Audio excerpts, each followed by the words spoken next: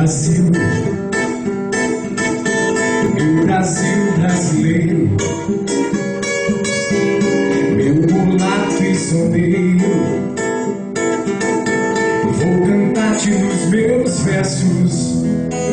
O Brasil, samba que dá bamboleiro, que faz gingar. O Brasil do meu amor, terra de nosso Senhor. Brasil, pra mim, Brasil, pra mim.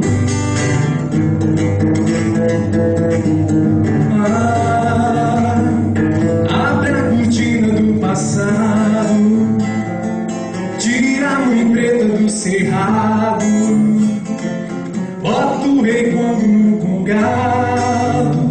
Brasil, Brasil, deixa cantar de novo trovador, a mericória, a luz da lua, toda canção do meu amor. Quero ver essa dona caminhando pelos salões, arrastando o seu vestido rendado. Brasil, pra mim, Brasil, pra mim.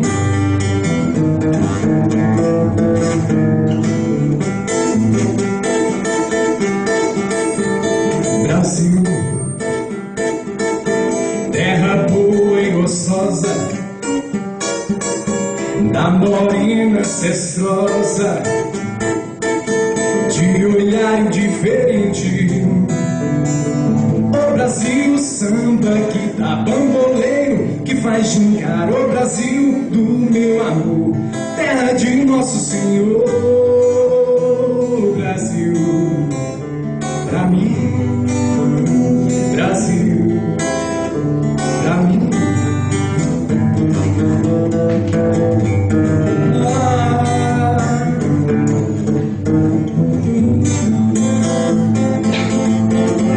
Onde eu mato a minha sede e onde a lua vem brincar. Brasil, pra mim, Brasil, pra mim.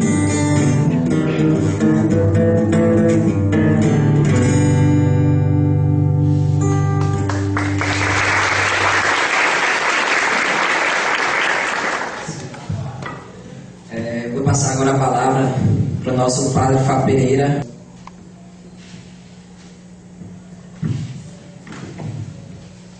Boa noite a todos e todas. Boa noite. Então, em primeiro lugar, agradecer a cada uma de vocês que vieram a esta nossa segunda roda de conversa, nosso momento de, vamos dizer assim, de troca de ideias, de aprendizado. A primeira foi por ocasião das manifestações que ocorriam naquele período de julho, que continuam, né, vez por outra, e nós nos reunimos para avaliarmos, analisarmos, ver quais as consequências disso, porque entender um pouco a situação em que estávamos vivendo, que estamos. Hoje, esta roda de conversa tem dois objetivos. Primeiro, nos perguntávamos, 15 de novembro, feriado nacional, de quê, para quê, por quê? Como vivenciar isso de uma forma que sirva de fato para a nossa vida republicana? Depois, lembrando-nos da Constituição de 88, que em 5 de outubro fez 25 anos de sua promulgação, e aí pensamos juntos e vimos, seria um momento oportuno de vivenciarmos o 15 de novembro, a proclamação da República, vermos o estudo dessa Constituição, discutirmos um pouco isso, né, na nossa realidade, e proporcionar também à nossa comunidade um momento assim de formação junto ao povo. A gente reclama tanto que às vezes o nosso povo não é consciente, não reflete um pouco sua história, a gente só reclama. E fazer o quê? Então, estamos com essa caminhada que nós estamos chamando de pingo de conversa, e vez por outra nós vamos estar reunidos sobre algum tema de interesse nacional, né, para ajudar na formação das pessoas, na nossa discussão, esclarecer, clarear as ideias. É muito importante isso. Um povo bem educado é um povo próspero. Se a gente quer ver o nosso amado Brasil, como a gente cantou, terra do nosso Senhor, terra boa, lugar bom de viver, então é preciso que a gente cuide da nossa terra, né, do nosso país. E a gente só vai cuidar quando tiver consciência do que é isso. Então, o grande desejo nosso é que sejamos um povo consciente. Mas isso, cada um vai fazendo sua parte. Então, hoje a gente quer que esse momento dessa noite seja proveitoso para todos nós, né, nas nossas profissões, no nosso trabalho. Acho que a gente está vendo muitos jovens nos seus estudos, né, na formação da sua consciência, da sua personalidade. Chega de um povo alienado, né? Vamos ser um povo pé no chão, cabeça pensante e consciente, para que as nossas decisões, as nossas escolhas sejam de fato com muita consciência. Então, eu desejo que esse momento seja muito importante. Nós seremos aqui uns facilitadores, mas depois aqui nós é uma roda de conversa. Então, cada um fique à vontade depois, para dentro do tema, obviamente, né, que vai ser explanado, a gente possa conduzir uma boa conversa. Obrigado mais uma vez e tenham uma boa, excelente noite.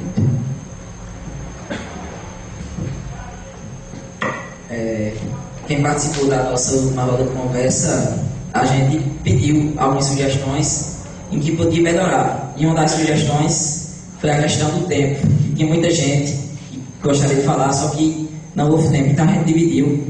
Cada um vai falar mais ou menos 10 minutos e depois a gente abre para o grande público. A gente vai começar com o professor Emerson fazendo uma apanhada histórica de todas as constituições até a de 1988, que é a que está vigente no nosso país até hoje. Bom, em primeiro lugar, boa noite. Para mim é uma alegria muito grande estar aqui essa noite. Eu passo um tempo afastado na cidade, me recuperando da minha saúde, né? Então, estar aqui essa noite para mim tem um significado muito especial, estar entre amigos, conhecidos, e eu estou vendo que uma alegria maior é que alguns aqui já foram meus alunos, né? Então é como que eu estivesse voltando um pouco para a sala de aula. O tema que me foi dado foram as constituições ao longo da história. Então, antes que a gente possa tratar disso, eu queria voltar um pouquinho para o que influenciou a Constituição. Né? As nossas constituições, elas são fruto de um movimento chamado constitucionalismo. É quando os países, as nações, elas começaram a elaborar os códigos de lei. As cartas magnas, a Constituição é a maior lei do país, é o maior conjunto de leis, né? Então, essas ideias que baseiam a nossa Constituição, elas não nasceram aqui no Brasil. A gente vai ter que voltar lá para a França, para a Europa iluminista, para alguns filósofos como Montesquieu, Rousseau, Voltaire, que foram os primeiros a dizer o seguinte, que era tirania uma pessoa só ter o poder. Antigamente, quem mandava em tudo era o rei, a vontade do rei era a lei, e todos nós tínhamos que obedecer, não tinha meio dele. Ele mandava e o povo obedecia. Os filósofos e iluministas começaram a teorizar sobre isso e dizer, não é justo que uma pessoa só mande na vida de todo mundo. Então foram Rousseau, Montesquieu e Voltaire que primeiro teorizaram sobre a tripartição de poderes, poderes independentes e harmônicos, o executivo, o legislativo e o judiciário, que também disseram que o poder não era divino. O poder é do povo, dele sai e para ele retorna. É isso que acontece quando a gente vota, não é isso? Você escolhe alguém que vai lhe representar, você dá poder a ele e depois de um espaço de tempo aquele poder retorna para sua mão e você julga se esse contrato é refeito ou se permanece. E também disseram que todo cidadão ele devia ser livre para expressar o que ele acreditava, ter a sua fé e o seu sentimento. Essas noções basearam esse movimento: repartição de poderes, a conferência de poder e a liberdade individual. Dois grandes movimentos tiveram influência no Brasil: Revolução Francesa e a independência dos estados individualmente. Primeiro país a adotar o governo republicano. Então, no Brasil, o que aconteceu? No Brasil, gente, nós tivemos o que chama-se de repúblicas avessas, né? A gente pegou a lei e aplicou como quis, não respeitou muito a origem. E eu quero mostrar para vocês que nessas constituições, a grande maioria delas, ela foi escrita porque estava no poder, queria permanecer no poder e afastar o povo das grandes decisões. Em 1824, nossa primeira Constituição, ela é otorgada por Dom Pedro. Ele empurra a Constituição para a gente. Tá? O Brasil tornou-se independente de Portugal, pelo menos no nome, continuou sendo uma monarquia, e a Constituição, ela é otorgada. Então, o que foi que essa Constituição trouxe para o nosso país? Tá? Ele se baseou um pouco nesse negócio dos três poderes, mas criou um quarto, o moderador. Ele tinha poder para acabar com tudo que os outros três fizessem. Bestinha, né? Tem o executivo, legislativo e judiciário, mas se eu não concordar, eu termino com tudo. Era o quarto poder, só dele, o poder moderador. Além desse poder aqui, ele também limitou a participação dos pobres na política. Nós temos no Brasil o voto censitário. Vota quem tem dinheiro. Tanto é que eu notei aqui, porque é muita coisa para a gente não esquecer. Em 1824, quem podia votar no Brasil? Quem fosse branco. Homem, mulher não votava. Maior de 21 anos, livre, porque naquele tempo o Brasil tinha trabalho escravo. Tá? E tinha que ter uma renda para provar que podia votar. Então, tinha que ter a renda proporcional ao cargo também, se quisesse ser candidato. E foi a Constituição que mais durou no Brasil, durou 65 anos. Aí você pergunta, por que foi que ela acabou? Porque a gente sabe que o Brasil deixou de ser um império. O Brasil tornou-se uma república. Então, em 1889, quando o Brasil tornou-se república, a lei tinha que mudar também. Então, em 1891, nós tivemos uma nova Constituição. Ela é conhecida como Constituição de Rui Barbosa, porque ele praticamente escreveu um projeto sozinho. Ele era fã da Constituição americana e basicamente copiou a lei dos Estados Unidos para o Brasil. Teve uma grande influência dele nisso. O que foi que mudou do Império para a República? É bom dizer que a nossa República é feita às avessas. Algum de vocês sabe o que significa a palavra República? República vem de res pública, coisa pública, coisa do povo. O povo participa. Aí, se você um dia tiver curiosidade de for ver, o povo não participou da República do Brasil. Foi o golpe de Estado, os militares deram um golpe, a burguesia apoiou, quem tinha dinheiro apoiou. Então, o que eles tinham que fazer quando foram escrever essa lei? Mais uma vez, o grande número de pessoas foi afastado das decisões. Então, veja só. Com a República, nós já não tínhamos mais escravidão. Isso foi já Isabel que acabou com a escravidão. Então, na República, o que é que muda aqui? O Brasil, como eu disse, tinha grande influência dos Estados Unidos e naquela época era chamado de Estados Unidos do Brasil. Nós agora somos uma república federativa, onde os estados têm alguma autonomia, né? Aí mudou-se a forma de governo, nós temos os três poderes, executivo, legislativo e judiciário. O voto agora tem menos restrições, tá? Muita gente pode votar, se exclui ainda mendigos e analfabetos, que eram mais de 80% da população. Analfabeto não vota.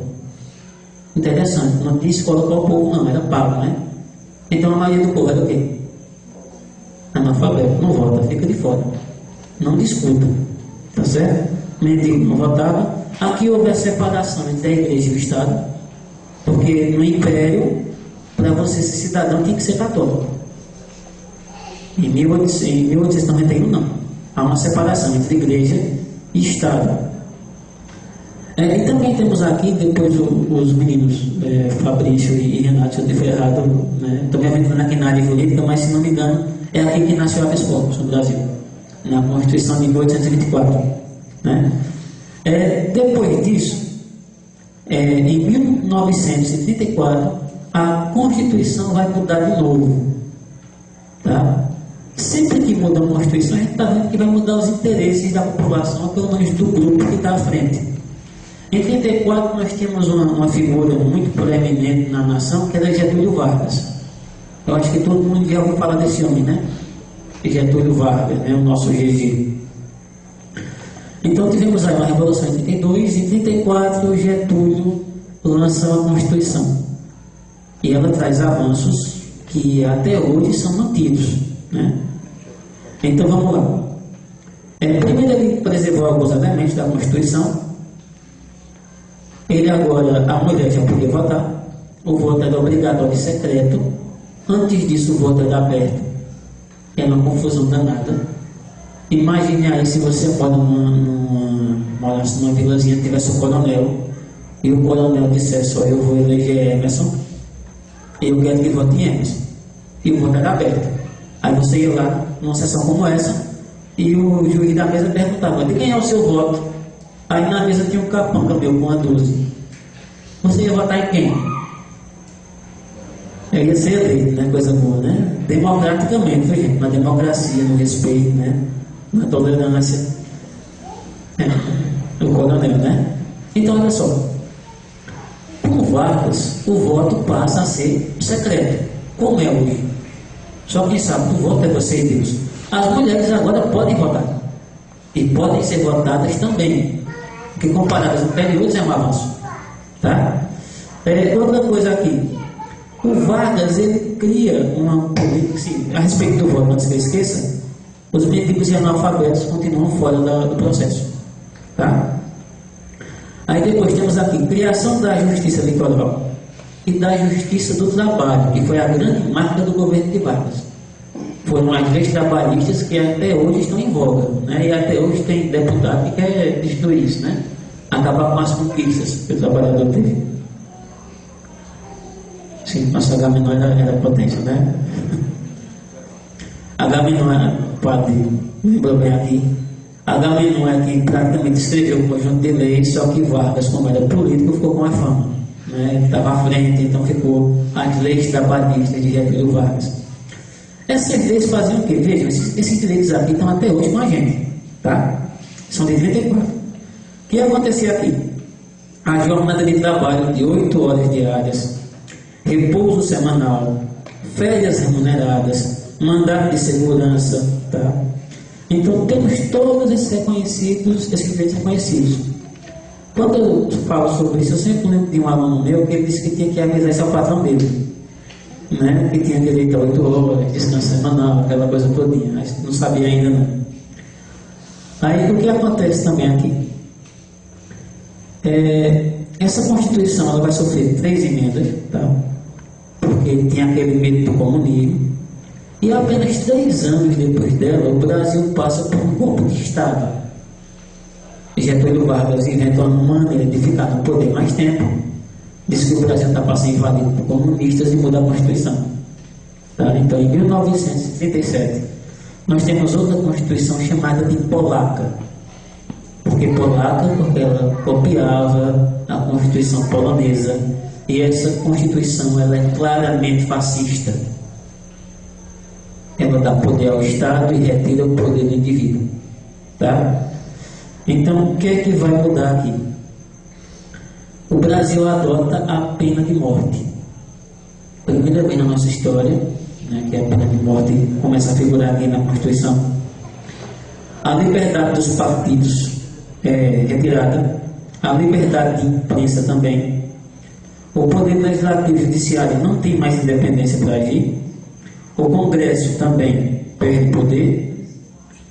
ele retira a imunidade parlamentar, tem o direito de prender e exilar opositores do governo, e a eleição passa a ser direta com mandato de 6 anos.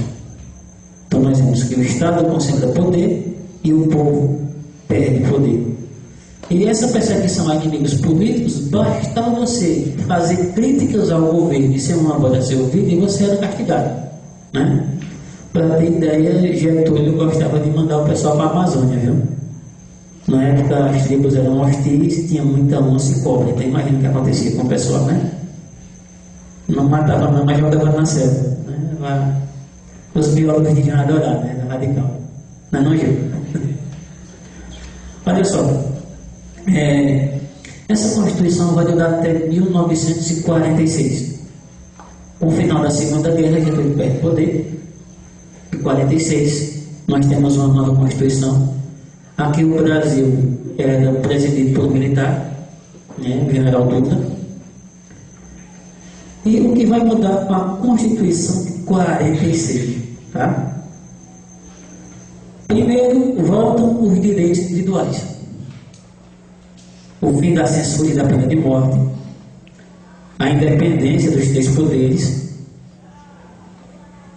a autonomia de estados e municípios, eleição direta para presidente, com mandato de 5 anos, e as demais normas foram a incorporação da Justiça do Trabalho e do Tribunal Federal, a pluralidade partidária, o direito de greve e livre associação sindical. E o Estado aqui, ele adota políticas de bem-estar social. É a primeira vez que o Estado ele agora toma para ele o direito social. Não basta ele dizer que é lei, ele agora passa também a fiscalizar essa lei. E nós temos também aqui a instituição, salvo engano, da ADI, que é a Ação Direta de Inconstitucionalidade. Ela passa a regular essa Constituição aqui. A nossa próxima Constituição, ela vem em um momento muito difícil do país, porque em 64, né, há um golpe militar. A gente vê que João Goulart, Jango, que até agora está na mídia, vai ter exumação do corpo dele, e muita gente acha que ele foi envenenado, né? Quase certeza isso. E Jango, ele queria colocar no Brasil reformas de base, coisa que até hoje se tenta. Reforma agrária, por exemplo, não foi feita. Então Jango tinha um apoio da população, queria fazer a reforma, e há um golpe de Estado. Então os militares tomam o poder e mais uma vez mudam a Constituição. Isso para nós é um período tenebroso, tá certo? O que é que vai mudar aqui? Os militares, eles diziam que estavam salvando o Brasil do comunismo, tá certo? Eu conversando com um amigo meu que, das antigas, né? E ele foi, assim, dessa época mais recente, e ele me revelou que até hoje nos quartéis o pessoal pensa que salvou o Brasil. Alguns militares, ele fala assim, a gente entrega ao Brasil a maconheiro que nem Chico Buarque e Caetano Veloso, né? É mais ou menos a ideia. Então veja só como é que era a coisa na época. Com o pretexto de salvar o Brasil, eles meteram um cacete na gente, né? Vamos colocar assim. O que é que mudou a Constituição aqui? 67. Primeiro, a eleição indireta para o presidente, por meio de um colégio eleitoral, não era mais o povo que fazia isso. Foram suspensas as garantias dos magistrados. E essa Constituição, ela foi emendada por muitos atos constitucionais, né? Sempre que precisava reprimir com mais força, vinha um ato constitucional diferente, né? Então, os civis, nós, pessoas normais, éramos julgados pela justiça militar. Os direitos individuais foram suprimidos, as torturas foram constantes, assim como as execuções sumárias que até hoje permanecem sem resposta. Ninguém sabe onde estão os corpos, como foi que morreram, e até hoje tem aquela comissão da verdade para apurar os crimes cometidos dentro dos quartéis. Os atos eram colocados para legitimar a ação do militar, né? Eu vou adiantar aqui para não dar muito tempo. Resumidamente, esses atos deram amplos poderes ao presidente, tiraram os poderes do povo fecharam o Congresso Nacional, acabaram com eleições diretas para as capitais e grandes cidades e presidente. Também tiraram direitos políticos, eles podiam caçar mandatos a qualquer hora, caçar direitos, exilar, prender sem mandato judicial. Então era realmente um estado de terror dentro do Brasil. Então a dureza do regime militar, a violência, mostra o total desrespeito aos direitos naturais e sociais inerentes a toda pessoa humana, e marcaram de tal forma o Brasil que, com o final do regime, toda a população se organizou e clamou por uma Constituição cidadã que respeitasse os direitos individuais, as garantias sociais, a liberdade de pensamento, de culto, de filosofia, de opção de vida. E essas minorias, os grupos organizados, todos eles clamaram por uma Constituição mais humana, que foi a Constituição de 1988, que é chamada de Constituição Cidadã, que é o que o padre Fábio vai tratar. Eu não vou me adentrar nela, mas eu vou repetir o seguinte: hoje se fala em mudar a Constituição, né, ou de revogar as leis, querer leis mais duras. Esse apanhado histórico, a gente pode perceber que lei dura, lei excessiva, nunca favoreceu ao povo. A maioria das leis duras e repressivas, ela favoreceu a um grupo, nos excluiu do processo, não deixou que a gente se manifestasse, não deixou que a gente tivesse opinião, que a gente tivesse voz, que expressasse o que a gente queria. Então, eu queria deixar o seguinte pensamento para concluir, tá? A história nos dá o exemplo que toda conquista social, ela vem de um movimento popular legítimo, que questiona a lei vigente e propõe uma mudança. Revolução quer dizer mudança, não é bagunça. Aqueles movimentos do meio do ano começaram muito bonitos, começaram com revolução, queriam mudança, e estão terminando como bagunça. Depois disso, não há outra forma de garantir mudança do que a participação popular na vida política, reivindicando melhorias, questionando, brigando, indo atrás. O mal de quem diz não gostar da política, não se colocar em política, eu acho que todo mundo conhece alguém assim. Alguém que bate no peito e diz: eu não gosto de política, de resto quem gosta. Alguém já ouviu isso? Tem pavor à política, detesta política e tem raiva de quem gosta, não é assim? Sabe qual é o mal de quem pensa assim? É governado por quem gosta e do jeito que gosta. Então esse negócio de sem partido, sem política, isso é atraso, é fascismo. Na democracia tem que ter o diferente, tem que ter o questionamento. E não tem forma mais justa do que mobilização popular, do que vocês, nós que somos o povo, dizer o que a gente quer. Então, para concluir, o que eu quero dizer é o seguinte: sempre que quiser uma mudança, a gente não deve esperar que ninguém faça. Não espere dos outros a mudança que você deseja. Seja você a mudança que a sua cidade precisa. Bom, era só isso. Então, muito obrigado pela atenção. Só para concluir, viu? Eu sei que a gente fala assim, parece utopia. Aí o mais pessimista vai dizer assim: você está falando isso, eu concordo e tal, mas Hondurinha só não faz verão. Eu quero lembrar a vocês que o oceano, ele não vem pronto. Para poder ser oceano, ele começou com uma gota.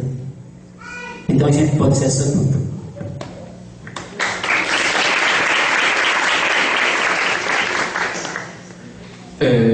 Acho que muita gente se pergunta: mas para que isso que nós estamos fazendo aqui, conversando nessa Constituição? É justamente por conta dela que nós estamos aqui, porque ela garante a liberdade de nós nos reunirmos aqui. Porque se não fosse ela, nós estivéssemos na Constituição de 67 aqui, nós teríamos que pedir alguém que representasse o golpe militar aqui para poder a gente se reunir. Teria alguém aqui gravando, filmando, e qualquer coisa que nós disséssemos que fosse até que eles não entendessem, amanhã nós estaríamos na delegacia, certo? Então é a Constituição que nos garante que nós estamos aqui, podemos conversar e apresentar nossos temas. Então isso é muito importante. Então dizer que e tantas outras coisas que a Constituição nos garante. Eu coloco isso aqui, muita gente aqui, muito jovem, não sabe o que é não ter liberdade. Muitos de vocês aqui não sabem, já nasceram de 1990 para cá, ou seja, a Constituição já existia, então vocês têm liberdade. Mas é importante que aconteça esse momento para que nós não deixemos que aconteça novamente essas coisas que nos colocou e algumas que eu vou dizer daqui a pouco. Quando a gente vê qualquer movimento para tolher liberdades, não podemos aceitar. Quando a gente vê qualquer coisa, bom era no tempo do cacete, cuidado, quem apanha é o povo, quem apanha sou eu e você. Bezerra da Silva já canta nos seus sambas essas coisas. Ele diz, cuidado que ele fala nesse período do golpe, no político diz, hoje ele te abraça, amanhã ele manda te prender. Quer dizer, era essa a manifestação. Hoje nós temos liberdade e nós temos que lutar por isso até o fim. Então por isso é importante a gente ver, nós estamos aqui por isso. Então, a turma que não viu o que é isso, eu aconselho, leiam tudo que vocês puderem sobre o golpe. Eu até me ofereço, eu tenho uma vasta literatura sobre isso e posso ajudar quem quiser sobre isso. Tem muita coisa lá sobre isso, inclusive material fotográfico. Vocês poderão ver e acompanhar um dos tempos mais terríveis que nós vivemos na nossa história, que temos que combater. Mas, para mim, devo falar sobre isso, o golpe e a Constituição de 88, para dizer, olha, é necessário que a gente conheça. Mas antes disso, eu queria dizer por que essa Constituição é tão importante e por que o que tem nela às vezes não se cumpre, mas é importante ter, porque pelo menos tem, é o ideal e a gente pode cobrar e tal. Por quê? Eu quero lembrar de alguns movimentos anteriores para entender a importância disso. Primeiro, muita coisa nesse Brasil foi feito muito mal e sem acabamento. Por exemplo, a independência. Eu fiz aqui uma colocação de um grande pernambucano chamado Cristóvão Buarque, senador da República, e um grande intelectual, um homem muito bom deste país, um dos grandes brasileiros. Primeira coisa, a nossa independência foi diferente das outras. Em muitos países houve muita luta, briga, o povo nativo, a nossa, se a gente ler direitinho, com calma, eu aconselho ler o livro de Laudelino Gomes, 1822, nós vamos ver que a independência parece mais um acordo, certo? Porque como é que um país se torna independente e o seu imperador é filho da metrópole? Não é um nativo, portanto, não era um presidente brasileiro, mas um imperador português. E pagou. Então quer dizer, é uma independência no meio, não muita independência. Então quer dizer que o país ficou devendo a independência ao longo do tempo. Aí a gente vai olhar isso, chega na abolição. Essa eu gosto de falar, porque ela ainda falta ser completada. Viu? Aqui eu coloquei alguns pontos. Os escravos foram livres do jugo de serem vendidos, trocados, explorados. Foi tirado deles a marca de mercadoria, certo? Foi tirado deles. Mas eles não foram transformados em cidadãos. Deixaram de ser mercadoria, não foram cidadãos. E o que foram? Aí vai dizer, a Constituição diz, os mendigos, os analfabetos, eles perderam o nome de escravos, não foram cidadãos, mas ficaram chamados por esse nome, mendigos e tantas coisas por aí. Depois, eles não tinham mais a proibição de colocar os filhos nas escolas, certo? Porque antes eles eram proibidos. Eles não tinham mais essa proibição. Podiam botar os filhos nas escolas. Qual era o resultado? Mas não tinha escola para os filhos dele. Onde que se viu essa história? Né? Segunda coisa, eles não morariam mais em senzalas, certo? Mas foram transferidos para um lugar pior, que foram as favelas.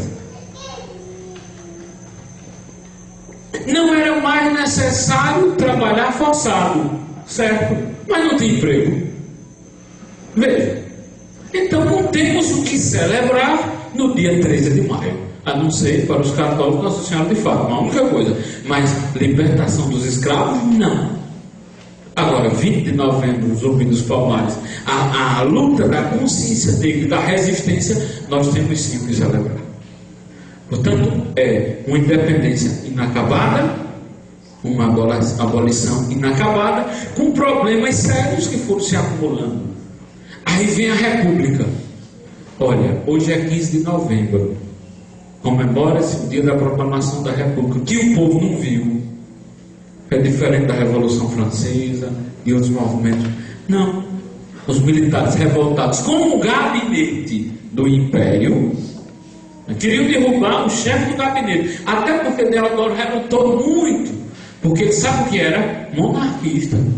Aquele que proclamou a República era monarquista. Inclusive ele disse, como eu queria ver o imperador morrer velho aqui. Não.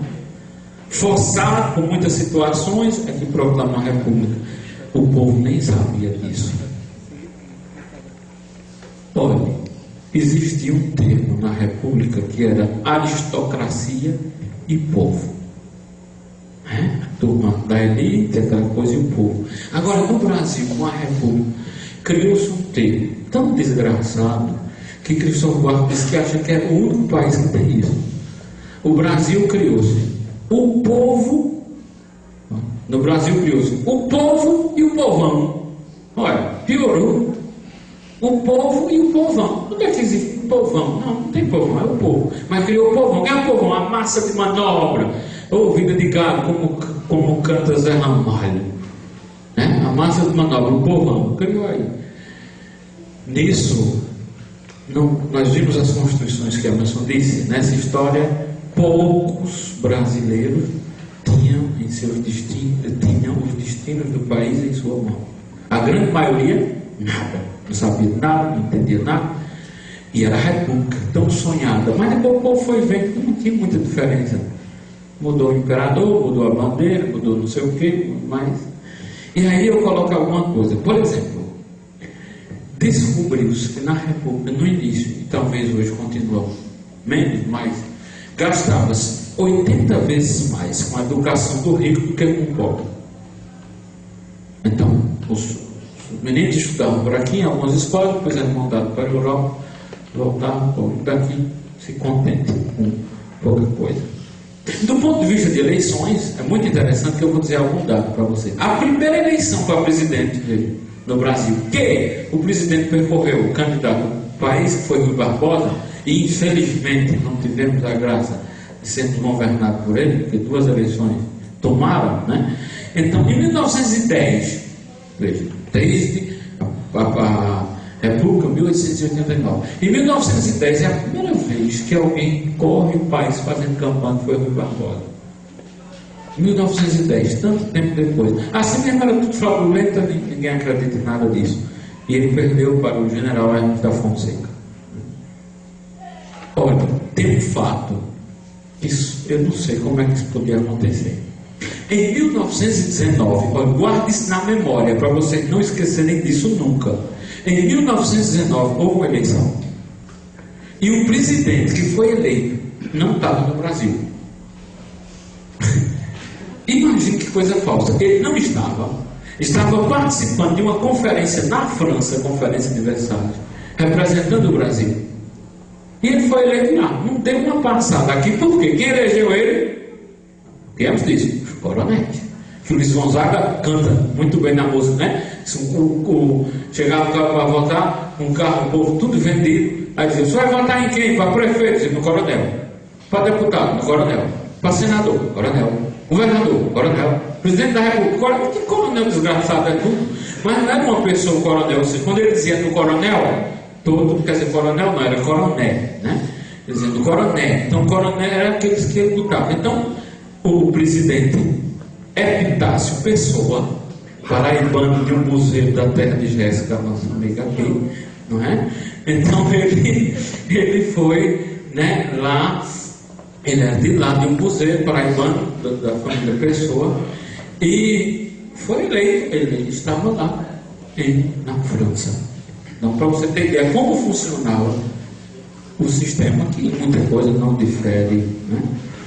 Depois disso surge um movimento interessante, que é a Revolução de 30, né, com suas coisas boas, mas também suas complicações, né? Emerson apresenta no decorrer das constituições aí as leis trabalhistas, dentre elas trabalhando o nosso Agamenon Magalhães, né? Tem a questão do voto da mulher, mas o problema que tem nesse meio que é a ditadura, e toda ditadura é ruim, não presta nem não. De esquerda, de direita, do meio, não foi ditadura, não presta. Porque ditadura, já sabe, poucas opiniões, né? E aonde não tem política tem guerra, e na ditadura não deixa ter. Então, não deixa ter a política, que não é o que a gente pensa que é, né? Mas é a participação popular do cidadão da polis. Veja, disso aí chega 61 com Jean Moulin, que a Globo está inclusive dando uma ênfase muito fraca, porque não pode falar muito, porque cobriu isso muitos anos, mas agora fica difícil, né? Mas aí Jean Moulin tinha um projeto, reformas de base, que era para corrigir em alguns pontos essas coisas que eu citei para vocês desde a independência. Era a reforma agrária, reforma do judiciário, um monte de reformas. Só que a elite brasileira não estava feliz com isso. Então, né, enfrentou e houve o golpe. E aqui eu quero dizer uma coisa: não se pode dizer somente golpe militar, porque os civis ajudaram e muito isso. Nas cidades, os civis deram uma cobertura extraordinária. Então não se pode somente falar, tem que ver os civis e que se aproveitaram do poder igual carrapato, todo golpe militar. Inclusive, até, me perdoe a parte, até a própria Igreja Católica, com os movimentos das mulheres em Minas Gerais. Que teve o segundo mas movimento. Mas depois, né, viram que não era. O movimento com a Helder Câmara, né, que muda. Então, houve no Brasil, inclusive hoje, muita gente ainda está nas rédeas do poder que ainda vem desse tempo. Basta olhar para o Maranhão e outros locais, né, que é desse tempo. Então, inclusive, muitas igrejas, e aí o seu ministro coloca muito bem, né, com medo do comunismo, achando que, porque havia os comunistas, todo o movimento, e a turma se aproveitou para fazer quer de uma conta também, e entraram nesse movimento. Depois foi perceber que, oxe, o negócio é outro. Espera aí que os cabas pegaram o osso e não soltaram mais, né? Depois disso, começa o que a gente falou há pouco aqui para a juventude, né? Principalmente os mais vividos sabem, né? As liberdades acabaram, tudo, inclusive as músicas. Não penso que a gente poderia cantar o que pode hoje, né?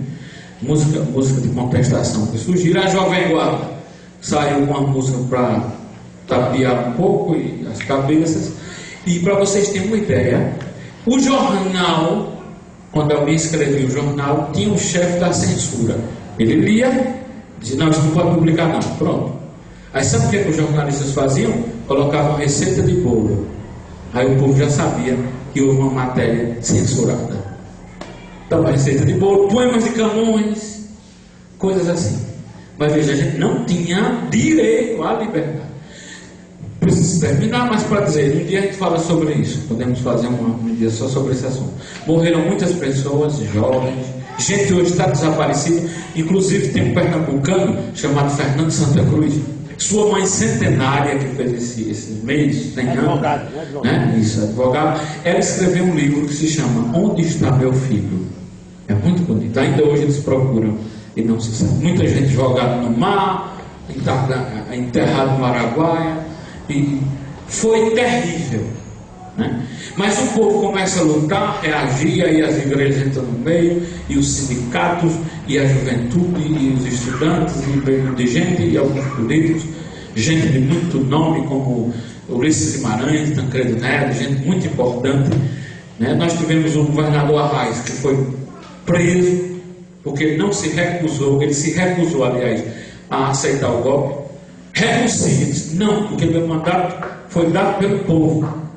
E aí ele saiu preso, mas não saiu por as portas do fundo, como se diz, as portas do fundo, nem saiu, nem aderiu, né? O voto foi eleito pelo povo, só saiu quando o povo disser. Então isso foi em 1964, imaginem, até quando acontece a abertura com Figueiredo, que os brasileiros, inclusive, imaginem, eu e vocês, por discordarmos do governo, sermos expulsos do nosso país e morar em outra pátria, como foi muita gente. Ame ou deixe. Ame ou deixo. Era no tempo do presidente Médici essa campanha, né? O slogan, ou ame Brasil, ame ou deixo. Ame significa aceite tudo que eu digo. Se não aceitar, então vá-se embora daqui, da sua terra. Então, depois começam os grupos, aí tem a turma que vai brigar armado, tem a turma que vai para o Congresso. E aí eu queria dizer a vocês, hoje a gente fala do Congresso muito, mas é pior sem ele, porque a primeira coisa que uma ditadura faz é fechar o legislativo, que é a voz do povo. O legislativo é a voz do povo, devemos ter apreço, e se a gente achar ruim, é ter cuidado com quem bota lá, não tirar o legislativo, prestar atenção em quem vai lá. Isso aqui é o interessante, nunca tirar o legislativo, jamais. Agora, saber quem bota lá é outra conversa, que a gente não está sabendo. Isso aí é outra questão, né? Então, depois que o povo reage, aí os militares já cansados também, vendo que o golpe ia mais para frente, né, acontecem as eleições indiretas, onde é eleito o nosso querido Tancredo Neves, infelizmente tendo o seu vice José Sarney, que apoiou o golpe em todos os tempos, né? E aí nós recebemos uma traição grande, que foi a morte de Tancredo, né? Sarney assume, infelizmente. E nós temos um grande pernambucano aí, quase ninguém fala, que é Fernando Lira, que é ministro da Justiça, e ele, como ministro, é quem vai tirando esse entulho da ditadura. Ele, ministro da Justiça, ele vai abrindo, né? E aí vem o processo todo, que não dá tempo de falar, acontece as eleições de 86, onde são eleitos os congressistas, os constituintes, que irão elaborar a grande carta, a Constituição de 88, né, que é muito importante, muito bonita, com algumas limitações, eu não posso entrar agora no detalhe, mas só para dizer que, assim, ela é muito grande. Quando a gente pegar ela, vocês vão ver ali que eu coloquei minhas constituições todas ali, atrás, todas elas, e a de 88 vocês vão ver que ela é grossa. Porque a de 88 tem um problema, eles querem resolver tudo, né?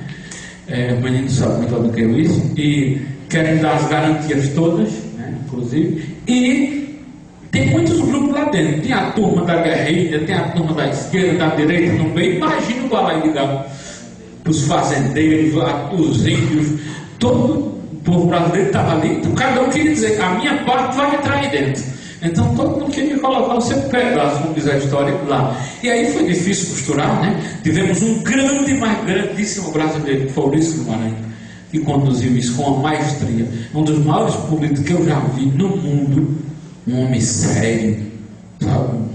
Que fazia do público, ele sim entendeu o que era público e o que era privado. É extraordinária figura, precisaríamos de um bocado de Ulisses. Então ele, ali à frente, né, empolgadíssimo, mantém essa Constituição.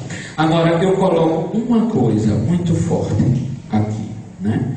É o seguinte, um defeito. Para fazer a Constituição, deveria ser eleito constituintes exclusivos. Elegiam, formavam a Constituição e saíam, fariam outra eleição. Por quê? Em alguns casos, basta dar uma olhada, foi a legislação em causa própria. Por isso tem muita coisa desgraçada na política de hoje, porque eles sabiam que seriam eles que iam continuar. Então muita coisa errada, essa é a linguagem, tem por isso. Porque não era para ter sido eles, era para ter sido uma equipe de notáveis do Brasil eleito pelo povo, feio, acabou-se e se elege para outros. Não foi o que aconteceu.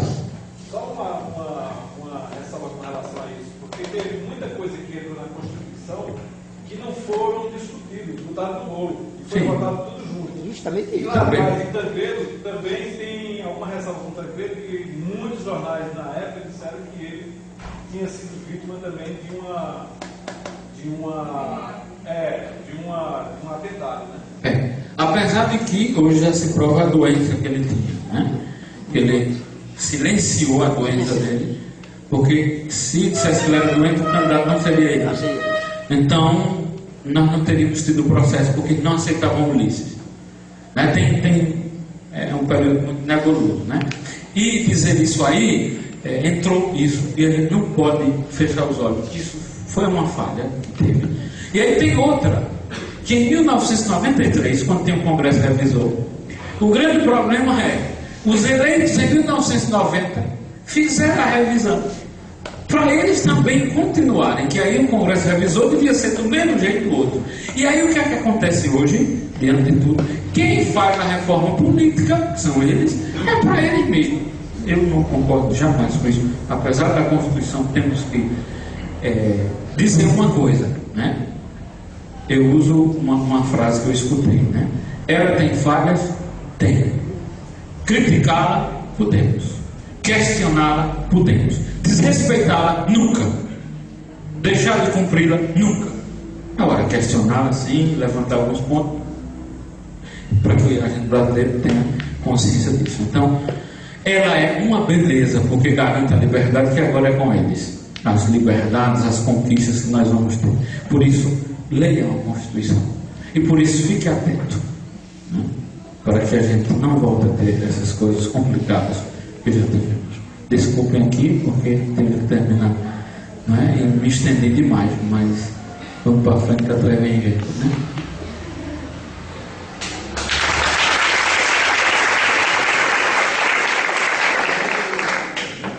Bom, boa noite. Eu vou falar um pouco sobre as conquistas sociais. E, pegando o embalo que o padre Fábio disse, a grande conquista social da Constituição é justamente a participação popular, né? A discussão de todos os ramos da sociedade, índios, sem terra, sindicalistas, metalúrgicos, grandes proprietários de terra, todos eles, de uma certa forma, diretamente participaram da discussão sobre o que estava sendo elaborado para constar na Constituição Federal. E aí Ulisses Guimarães, creio que seja ele, e como o padre Fábio disse, era um grande homem, o meu professor da faculdade costumava dizer que era o príncipe dos mares. Ele disse que constituinte sem povo não cria nada de novo. Então, a grande conquista da sociedade foi justamente poder discutir o que viria a ser posto na Constituição Federal, o que não acontecia nas outras, e o professor Emerson falou. Não havia discussão, era posto e as elites é quem mandava. E houve esse corte do Estado totalitário, que, segundo os militares, quando deram o golpe lá em 64, disseram que ia durar alguns dias, e durou 21 anos. Eles gostaram dos dias, né? E aí eu colocaria, já que se falou de Jango, ele, obviamente, eu entendo que realmente ele foi assassinado, também Juscelino Kubitschek. E se você for olhar, todos os grandes civis que tinham uma voz altiva contra o regime militar foram morrendo, né? E essa semana passou uma reportagem sobre Juscelino, que falava sobre a morte dele, que foi num acidente de carro, dizem que foi num acidente de carro, e um perito na época não houve exumação, não houve análise do cadáver, nada. E o perito que viu de forma rápida o corpo, morreu no acidente de Juscelino Kubitschek e o motorista que com ele, ao analisar o crânio do motorista, tinha uma perfuração de bala. Isso nunca foi investigado. Mas uma prova que a mesma coisa do Ulisses Guimarães, um acidente também muito estranho. Né? E nunca foi encontrado corpo, nem dele, nem de quem ia no helicóptero, nem peça do avião, nada. Enfim, essa foi a grande conquista. A segunda grande conquista social da Constituição eu colocaria que é o voto. Nós podemos escolher nossos representantes, de podermos ser votados. E diria que também é o direito que mais se encontra em crise, né? Uma crise que vem do próprio povo, por não saber, na sua maioria, escolher os seus representantes. Apesar de também reconhecer que é difícil escolher os que tem por aí. Com relação a outra conquista social, a função do Ministério Público, de defesa da sociedade, e que culminou com os protestos também, a questão da PEC 37, que retirava do Ministério Público o direito o poder de investigação, colocava só para a polícia, e que terminou, graças à pressão popular, o Congresso não aprovou essa PEC. E aí eu vou me estender mais um pouco sobre os direitos do trabalhador na Constituição. Eu advogo na área trabalhista e vejo na prática o que significou a entrada desses direitos trabalhistas na Constituição Federal. Apesar da CLT ser anterior, vários direitos trabalhistas foram estabelecidos a partir da Constituição de 88. Posso dizer, redução da carga horária, que na época de 48 horas semanais para 44, direito a férias, seguro-desemprego, a equiparação dos trabalhadores urbanos e rurais, que antigamente havia uma distinção, a partir da Constituição, então, todos os direitos trabalhistas que equivaliam para o trabalhador urbano, passou também a vigorar o trabalhador rural. E o direito à greve, que não era codificado, estipulado, a Constituição Federal também trouxe. E, no caso dessas conquistas do trabalhador, foi uma grande vitória dos sindicatos, dos trabalhadores rurais, urbanos, aposentados. Com relação aos aposentados, ficou estipulada a aposentadoria vitalícia para os aposentados, que não existia, bem como os benefícios previdenciários para os aposentados em geral e deficientes, e também o 13º salário, não existia antes da Constituição de 88 para os trabalhadores, para os aposentados, desculpa. Para os aposentados não existia 13º salário, a partir da Constituição de 88, então ficou estipulado. A Constituição Federal de 88 também foi a primeira Constituição a consagrar a proteção das crianças, o que culminou posteriormente com a edição do Estatuto da Criança e do Adolescente. Com relação ainda ao Estatuto da Criança e do Adolescente, apesar de haver muitas críticas, eu acho que das normas que estão vigorando ainda seja uma que tem mais lógica. Por quê? Aí você vai me perguntar, e por que o que está previsto na Constituição Federal às vezes não é respeitado? Eu diria que não é nem a questão da Constituição. A Constituição, como disse o Padre Fábio, está muito bem elaborada, é uma das mais elogiadas do mundo. O grande problema, no meu ponto de vista, são as leis que vêm depois da Constituição. Código Penal, Código de Processo Penal, Código Civil, Código de Processo Civil. Se a Constituição Federal é a lei maior e todas as outras devem observar o que diz a Constituição, como é que você deixa vigorando uma Constituição de 1988 e um Código Penal de 40 e um Código de Processo Penal de 41. Óbvio que vai haver conflito.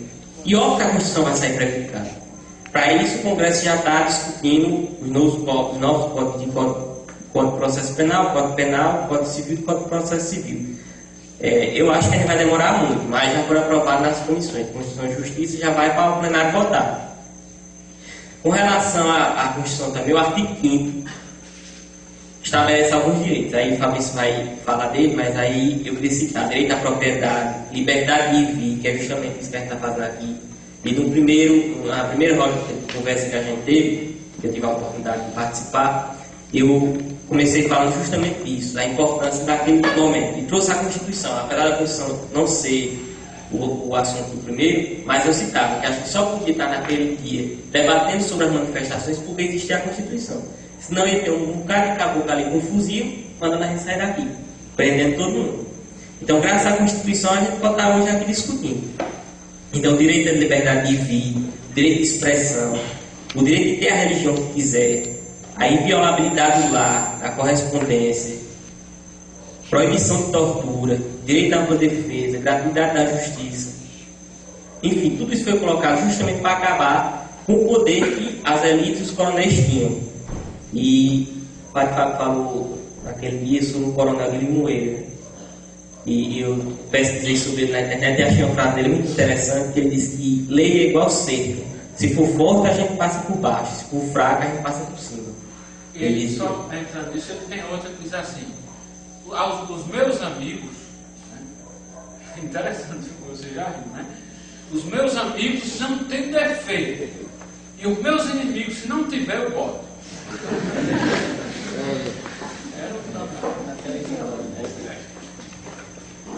Com relação à educação, eu acho que também foi muito importante a Constituição, porque ela estabeleceu o princípio da gratuidade, da qualidade, da obrigatoriedade do ensino público.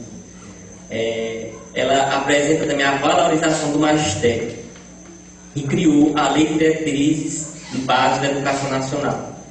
E também estipulou que é dever do Estado de prover creche e pré-escola das crianças de 0 a 6 anos. Eu achei muito interessante também, porque houve também a participação dos profissionais da educação e de saúde, e eles conseguiram ali estabelecer as luzes deles. Com relação aos indígenas e quilombolas, eu marquei para chamar mais a atenção, porque houve uma grande participação também dos indígenas, e eles conseguiram que ficasse configurado que era competência do Poder Executivo a demarcação das terras indígenas. E também com relação aos quilombolas. E o que aconteceu? Apesar de não ser feito tanta correção, o Poder Executivo ainda faz. Aí o que acontece? Os sabidos da bancada ruralista criaram a PEC 215, está em tramitação, que tira do Poder Executivo a competência para demarcar as terras indígenas e passa para o Congresso Nacional. E onde está o grande problema? Dos 513, a gente bota aí por baixo, 400 são produtores rurais, fazendeiros, donos de latifúndio, donos do Brasil, sabe, foi citado. E aí, se você tirar a competência do Poder Executivo, que já tem toda a dificuldade do mundo, os problemas todos para demarcar a terra indígena, e colocar para o Congresso Nacional, será que o Congresso Nacional vai demarcar essas terras indígenas? Os indígenas não vão sair prejudicados? E aí eu vi uma frase também interessante dizendo o seguinte, que se isso fosse aprovado, a gente brasileiro de vergonha tem que pegar o Brasil, devolver os índios e pedir desculpa. E é verdade. E a PEC 215 está em vigor e vai ser votada. Então eu chamo a atenção para vocês que, apesar de nós não sermos indígenas aqui, mas creio que todos nós temos que saber que esse país pertenceu e, de certa forma, pertence à comunidade indígena. Pelo menos é assim que eu penso. Nós matamos, escravizamos e por aí vai. Eu digo nós, no caso brasileiros, portugueses. Né? Então, ele já tem os direitos e as garantias meio que cerceados, então o Congresso Nacional está querendo cercear mais ainda os direitos. E aí, Patipac colocou a questão da leitura da Constituição. Eu realmente creio que todo brasileiro devia... Tem 2 livros que todo brasileiro devia ler: a Bíblia e a Constituição Federal. E aí eu, infelizmente, vou usar as palavras de Marcos Feliciano, né, que disse isso. Eu não queria usar, mas tenho que usar. Ele disse que todo brasileiro devia ler especificamente esses 2 livros: a Bíblia e a Constituição Federal. Especificamente, eu digo que vocês lessem da Constituição Federal o artigo 5º ao artigo 12. E aí eu queria dizer o seguinte: o artigo 5º trata dos direitos e deveres individuais e coletivos, para você vai falar. O 6º, apesar do 5º ser muito extenso, o 6º, no meu entendimento, ele resume o artigo 5º, dizendo: são direitos sociais a educação, a saúde, o trabalho, a moradia, o lazer, a segurança, a previdência social, a proteção à maternidade e à infância e a assistência aos desamparados na forma desta Constituição. Eu creio que a Constituição Federal toda está resumida no artigo 6º, apesar do artigo 5º ser muito discutido, falado, maior de todos, mas eu creio que o artigo 6º é aquilo que resume o que a Constituição Federal diz. De forma técnica, apesar de eu não ser um Joaquim Barbosa, eu diria que a Constituição Federal, nos seus primeiros tipos, que é justamente esse que traz direitos individuais e coletivos, direitos sociais, essa parte aqui está perfeita. Quando vai mais para frente, a organização do Estado também. Agora, a partir daí, do meio para frente, eu acho que tem muita coisa para mudar. Creio que não foi muito bem elaborado. Embora tenha medo de ouvir a outra constituinte para fazer outra, né? Melhor que está. E outra crítica que eu faço é a questão, apesar dela prever a questão de tantas emendas que é posta nela, eu acho assim, não precisaria tantas, apesar de ter algumas coisas que deveriam ser modificadas, eu creio que não deveria haver tantas emendas. E aí eu colocaria que essas manifestações, voltando ao assunto das manifestações, como o professor Everson disse, e era o que eu falava também lá na primeira roda de conversa que a gente teve, o medo que eu tinha, e acho que até o senhor falou, de nós termos cuidado de isso não ficar se repetindo direto, porque isso ia perder a própria... Sem objetivo, né? Justamente. E eu acho que não está acontecendo. Obviamente tem que ter a manifestação. Obviamente, quando a Constituição Federal for afrontada, o que não tiver dela, não estiver sendo cumprido pelas autoridades, obviamente deve haver manifestação. Mas é uma manifestação pontual. Se todo dia, e agora também surgiu a notícia que os traficantes do Rio de Janeiro estão se infiltrando nas manifestações. Então, de certa forma, se não for modificada essa questão, as próprias manifestações se vão perder a legitimidade. E aí o Estado vai poder, porque assim, apesar de a gente fazer a crítica à polícia por causa da ação enérgica dela nas manifestações, eu queria dizer a vocês que essa mesma Constituição, ela ampara a chamada Lei de Segurança Nacional, que permite a polícia agir energicamente contra as manifestações. Então, a partir do momento que as manifestações perderem o sentido e os cidadãos de bem não forem se manifestar e os bandidos forem, o poder público vai poder agir amparado na Constituição. E aí a gente não vai poder mais ouvir falar desse negócio, abuso de autoridade. Não, porque a Constituição autoriza, não tem presidente da República, não tem governador, não tem congressista, não tem nada que vá contra a Constituição. E eu colocaria, eu não tenho crítica em si à Constituição Federal. Acho que, apesar de eu não poder aqui falar todos os direitos sociais que ela para, que são muitos, aí eu aconselho vocês a ler. Então, ou ela impressa, ou no próprio site da Presidência da República, tem lá a Constituição atualizada, todas as emendas. As emendas vocês não vão ler, não, porque são muitas, né? Mas a Constituição em si está lá. E eu aconselho vocês a ler. E acho que nas escolas deveriam ter um ensino, uma cadeira, uma matéria sobre direito civil. Isso não é, quer dizer, eu creio que isso não seja voltar ao passado. Muito pelo contrário, isso é atualizar a sociedade e a própria educação. Vai deixar o brasileiro só ser brasileiro na Copa do Mundo. Justamente. Mas a gente não pode esquecer que o ex-presidente sociólogo Fernando Henrique, né, achou uma portaria proibindo o ensino da sociologia na época. Então aí você vai ver, né? Bem, obrigado.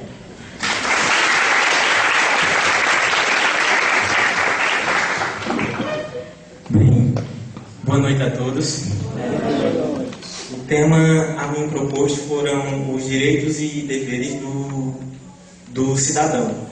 Mas antes de adentrar no assunto próprio, eu acho pertinente que eu faça algumas considerações iniciais acerca dos direitos e garantias fundamentais do cidadão. Existem duas classificações para esses direitos e garantias fundamentais. Um deles é doutrinário e o outro se encontra na Constituição. O que eu vou falar a vocês primeiro é o doutrinário. A doutrina divide esses direitos em dimensões. São 3 dimensões. A primeira dimensão é a dimensão da liberdade, a segunda dimensão da igualdade e a terceira da fraternidade. Como alguns já devem ter percebido, essas dimensões são inspiradas na Revolução Francesa e tem também influência da Revolução Industrial, principalmente no que se diz a igualdade. A Constituição Federal, no entanto, no título 2º, ela trata dos direitos e garantias fundamentais. O título 2º tem 5 capítulos. O primeiro deles é os direitos e os deveres individuais. O segundo são os direitos sociais. O terceiro são os direitos da nacionalidade. O quarto, os direitos políticos. E o 5 trata dos partidos políticos. Porém, a gente vai se deter aqui aos direitos e deveres individuais. Esses direitos e deveres individuais são também previstos no artigo 60, parágrafo 4º, inciso 4º da Constituição. Eles são cláusula pétrea. O que é isso? Cláusula pétrea são aquelas normas que estão na Constituição e que não podem ser alteradas. Ou seja, esses direitos e esses deveres individuais, eles não podem ser mudados. Tudo que Emerson, Padre Fábio e Renato falaram, desagou na Constituição e de maneira mais forte nesse artigo 5º. O artigo 5º é o local da Constituição onde existe o maior número de direitos do cidadão. Porém, não é só no artigo 5º que esses direitos estão dispostos. Ao longo de toda a Constituição Federal, como também dos tratados de que o Brasil é signatário, como também de outras leis básicas, existem direitos fundamentais que estão previstos. Cabe também fazer uma distinção entre direitos e garantias fundamentais, porque corre-se o risco de se achar que eles são sinônimos, mas não são. Direitos fundamentais são aqueles direitos que estão previstos na Constituição, ou seja, um exemplo, o direito de liberdade de expressão, da honra, da intimidade. Esses são os direitos fundamentais. As garantias fundamentais, de outra maneira, elas asseguram o cumprimento desses direitos. Ou seja, quando um direito desses ele é violado, existem remédios constitucionais, ou seja, recursos, ações que podem ser impetradas para que essas ofensas a esses direitos sejam sanadas. É importante também salientar que esse nome, direitos fundamentais, não é por acaso. É porque eles realmente são fundamentais. Haja vista a Declaração das Nações Unidas dos Direitos do Homem. Algumas dessas características eu vou citar para vocês e eu peço a paciência porque isso é importante. A historicidade é uma característica dos direitos fundamentais. Isso a gente pode ver muito bem quando o Emerson falou e quando o Padre Fábio falou. A historicidade é essa evolução que o direito teve, que os direitos das pessoas tiveram, não só nas constituições nacionais, mas desde a antiguidade, desde Cristo ou até antes. Outra característica é a universalidade. O que é isso? Quer dizer que todo homem tem esses direitos, seja aqui, seja no México, seja em outros países. São direitos inerentes à personalidade do homem. Outra característica é a limitabilidade. O que é isso? Nenhum direito é absoluto, nem a vida. Nem o direito à vida é absoluto. Porque se falar que puxar uma arma para matar, e se eu não puxar uma arma e for mais ligeiro que ele, eu sei que ele vai matar, eu posso matar ele. Isso é legítima defesa. Então, nenhum direito é absoluto. São direitos relativos. Depende do caso.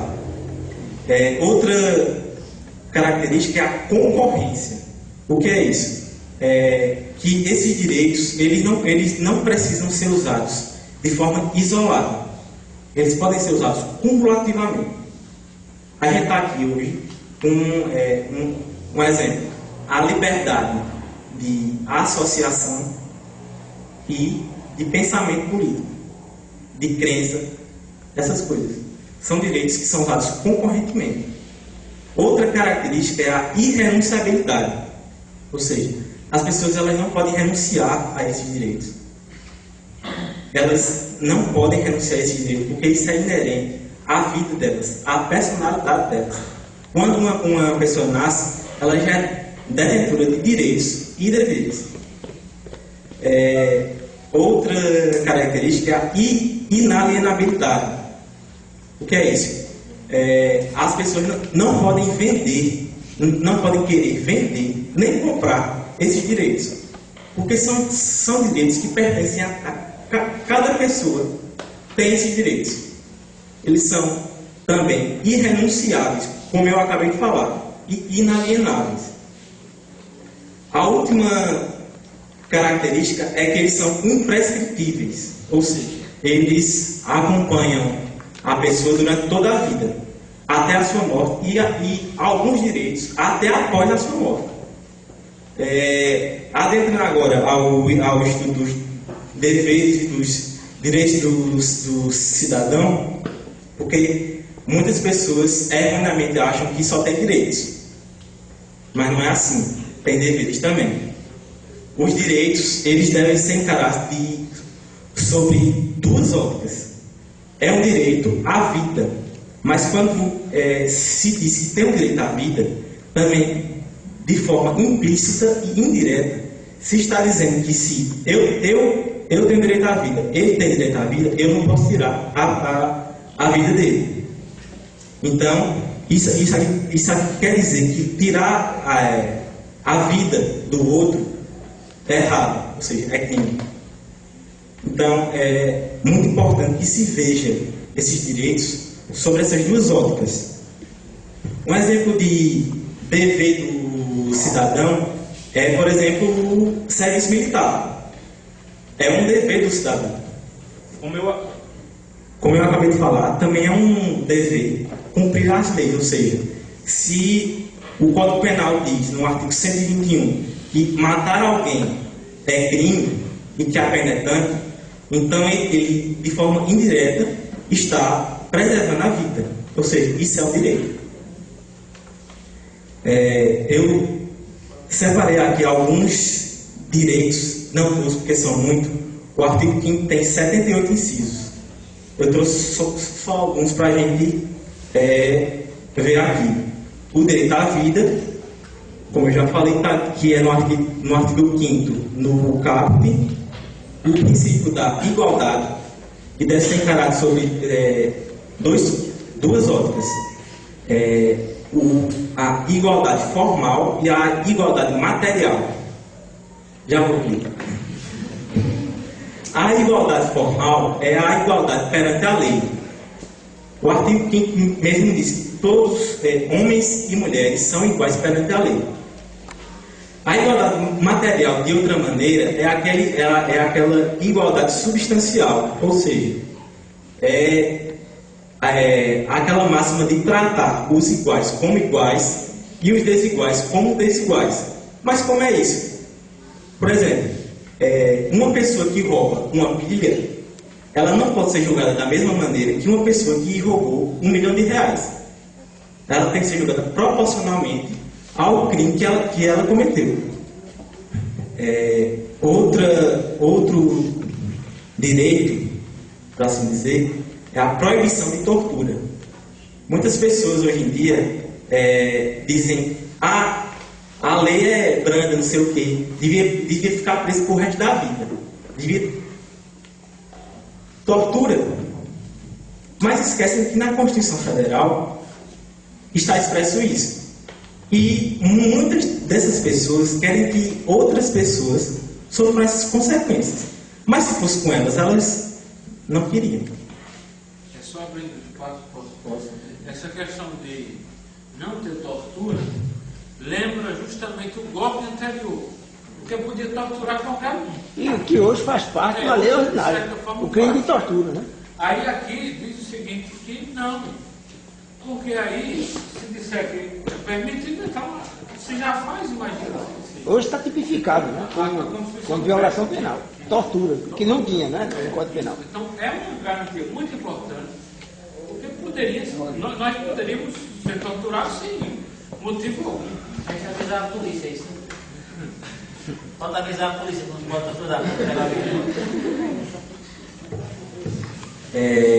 Só para terminar, eu vou citar aqui mais alguns direitos. Porque Cleiton já está ali aperreado, então eu vou terminar.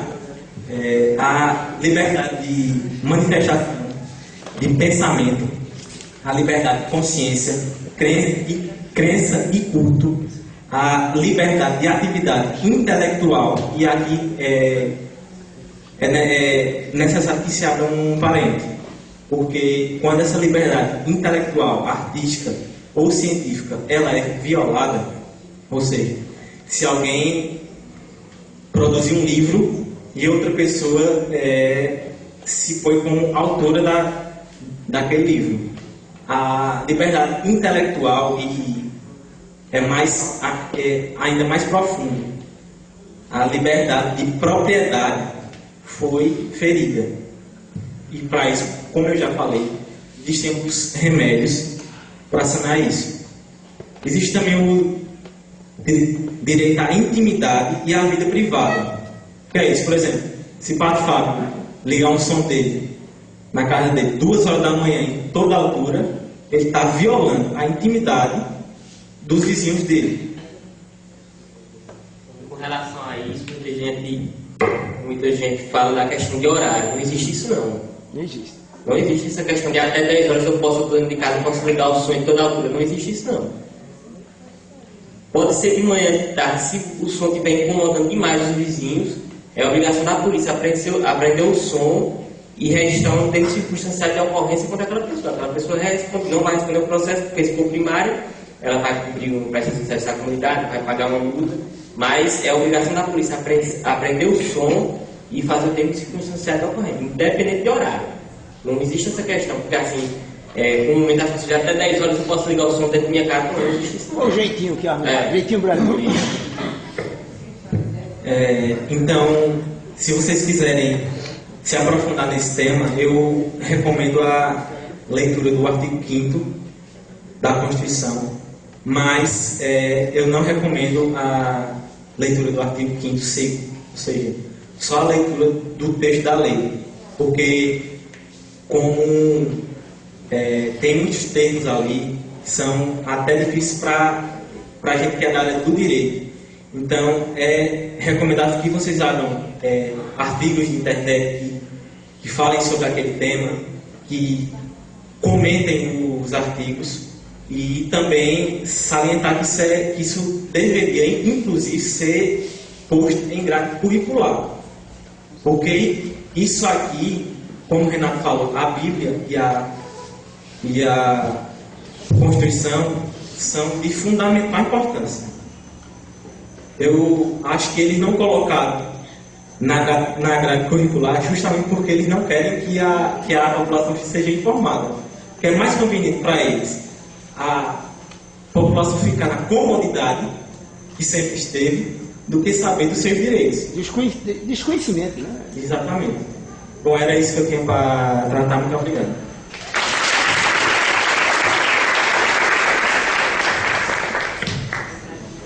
Antes de dar a palavra, eu só queria reforçar o que Renato Tolofo falou. Quem tiver o interesse em ter a Constituição, não gostar de ver pelo computador, você envia um e-mail para os senadores, não só do nosso estado, mas de outros estados, que você recebe. A gente sabe que tem uns que não se importam com o povo. Não, eu também enviei para 3 de Pernambuco e 1 de outro estado. E apenas 1 respondeu. Eu também enviei para 3, para 4 e apenas 1 respondeu. Então, quem tiver interesse, manda um e-mail e você receberá. Agora a palavra para quem quiser falar. Eu vou me arvorar logo. Eu sou o Wilson Nogueira. Vou falar para. Aliás, eu vou falar para vocês jovens e os mais esquecidos. Me perdoe, inversão, eu devia estar aqui fazendo pergunta. Mas a oportunidade. Não, puxa. Eu primeiro, eu pediria até como premissa que o Padre Fábio, no final dessa reunião ou dessa sessão, nós fizéssemos uma homenagem aos mortos da Filipinas, que está em torno de quase 5 mil vítimas, certo? Então, que nós fizéssemos uma homenagem, evidentemente, a Alzeira é um minuto de silêncio. E outra que é uma notícia que hoje me deixou feliz, contente e regozijado. Finalmente, neste país se botou poderosos na cadeia. Não sei se o padre Fábio, eu acho que ele já está ciente de que os mensaleiros, com a graça de Deus, estão se apresentando para ser presos. Que é uma coisa inédita. Uma coisa inédita. Não, é mais tempo. É mais tempo, graças a Deus. Então, é uma prova inequívoca que vai, vai ao encontro do que está aí no texto constitucional, que são essas garantias. Né? Essas garantias de que todos nós, pelo menos é o que consta na Constituição, somos iguais perante a lei. Então, fazer como Lula, nunca em tempo antes se viu poderosos na cadeia. Estamos vendo aqui, e graça me perdoe, ao negro, presidente do Supremo, que é uma figura muito festejada, certo? É um homem extremamente culto, que fala diversas línguas, inclusive corretamente o alemão, certo? O Joaquim Barbosa, certo? Nos fez, digamos assim, nos soerguer em termos de negritude, né, nesse país. Ainda dentro do capítulo de todos nós somos iguais perante a lei, eu queria dizer o seguinte, que esse Brasil continua sendo, que Pablo sempre bate nessa tecla, porque é negro também, certo? E é que o negro, ele até hoje não conseguiu a igualdade perante nossa sociedade, certo? O negro, ele foi liberto, segundo aí o padre Fábio narrou, certo? Mas a sociedade brasileira, até hoje, não nos dá espaço. A sociedade brasileira não nos dá espaço.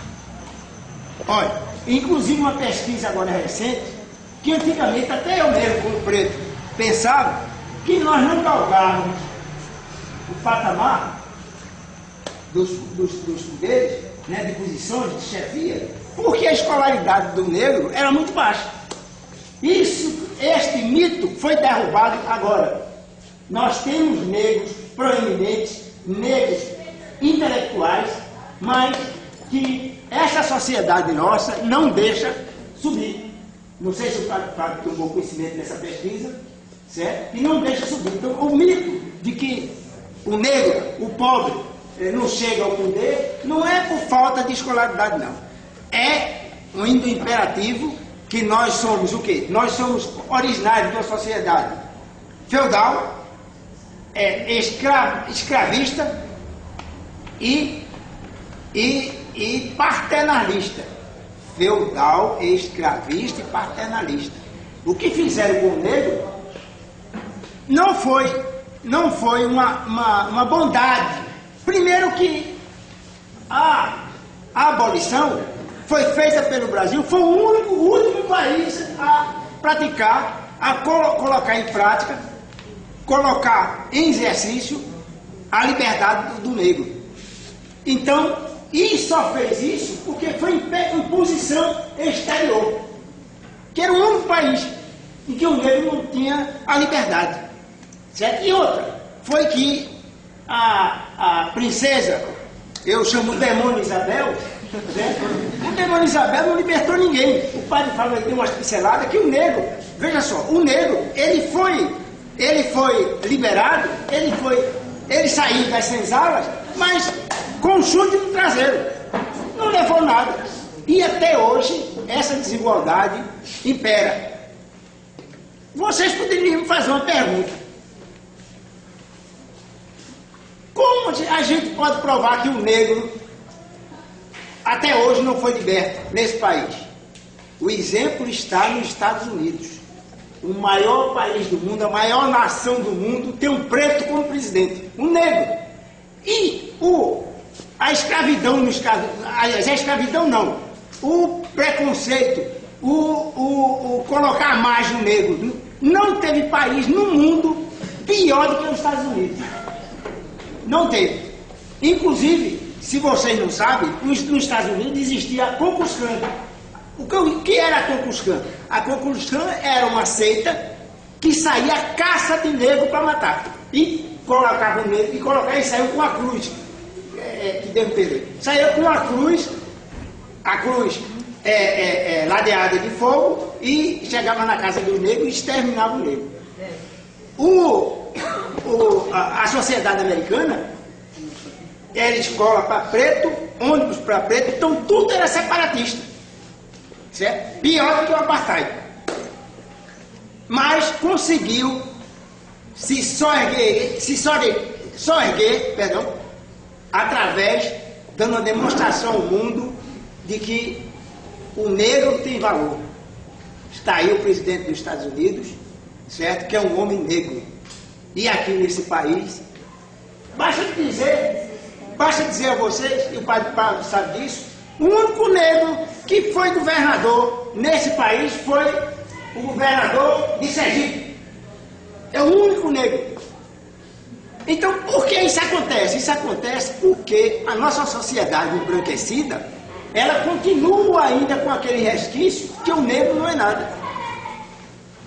Entendeu? O que falta é a sensibilidade daqueles que se acham brancos, que é um absurdo um país desse miscigenado, como disse Gilberto Freire, muito bem citou, um país que tem origem de negro, do índio e do mameluco, mas o pensamento intrínseco de cada um é que é branco. Então eu digo isso a vocês jovens, certo? Que procurem ver o negro com outros olhos, que o negro foi quem construiu esse país. Foi através da mão de obra negra que hoje nós estamos aqui. Era só o que eu tinha a dizer, e perdoe da minha ênfase em defender a minha cor. Muito obrigado.